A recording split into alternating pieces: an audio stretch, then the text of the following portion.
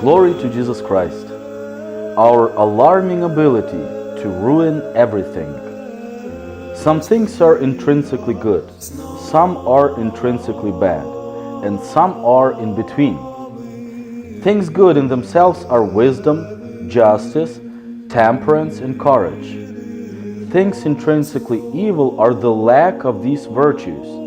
In the middle are wealth and poverty, fame and obscurity, health and illness, knowledge and ignorance, and so on. They are said to be in the middle because in themselves they are neither good nor bad. It depends on their use whether they are called good or bad. For instance, wealth is good when given to charity, but bad when spent on pleasure. Similarly, poverty is good in teaching us patience and unshakable gratitude, but bad if it produces blasphemy and servility with lack of endurance. Fame and notoriety are good if they teach us to be humble and to strive for future glory, but bad when they induce a spirit of dependence, adopting what people may think as the criterion for our actions. In conclusion, we must not condemn things. Nothing that God has made is bad. It becomes bad only if we, of our own free will, make a bad choice because we are urged to by, for example, self-love or passion. Niceta Stethatus, the spiritual paradise. I really appreciate these words, and I like turning back to reading this passage because it teaches us a truth that is absolutely fundamental for everyone to understand. We face this world every single day, and in doing so, we use this ability constantly. And we think that we have the right to use it. Secondly, we think, in each of us thinks, that he or she has the knowledge of how to use it. I am, of course, talking about the ability to distinguish between good and evil. We do this all the time. I'm a father of 3 children. I'm raising an 11-year-old girl, a 7-year-old boy, and a 1-year-old girl. And especially when they're little, I take that it is my duty to teach them to distinguish the good from the bad. And this ability is something that we constantly, from the day we are born to the day when we die, we use this ability. But if we go back to the first chapters of the Bible, and in talking about creation, we often made references to those chapters from the book of Genesis, because in those passages, we not only see the process of creation, we also see and we read about the original plan for God's creation.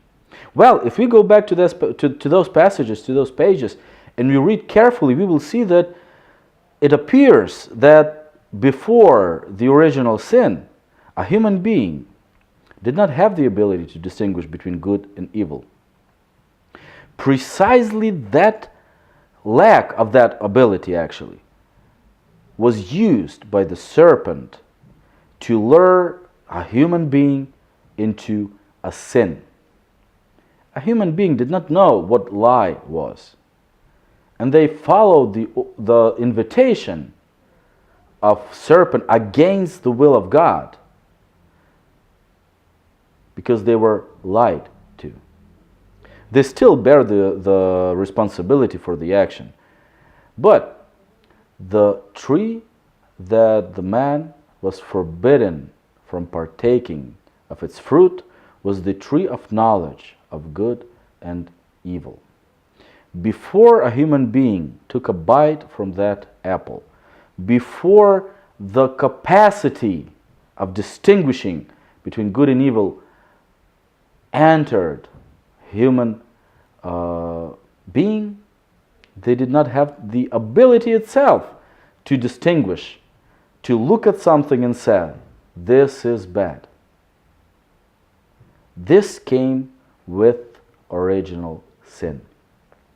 This is why, and this is what we read in today's passage, we hear that nothing that God made is bad. It becomes bad only if we, of our own free will, make a bad choice. Because we are urged on by, for example, self-love and passion. Passion was there. Self-love was there before the original sin. But nothing was bad, because there was no one to define anything as bad. Now we live in a different world, of course, but still we have to look back to that original state in which Adam and Eve found themselves right after creation. This world would have been a much better place if we did not possess that unfortunate ability to distinguish good from bad and to indicate bad things. In this world, it is our duty to do that. But still, we never should trust to the fullest extent our abilities in this regard. First of all, because they came from original sin. And secondly, because only God truly knows what is good. I wish that we could go back to that original state. I wish that we could all become like children who neither know what is good and what is bad. We teach them so that they could live in this world, a post-original sin world. But the ideal is a world in which there is no one to tell that something's bad, because everything that God made is good. Glory to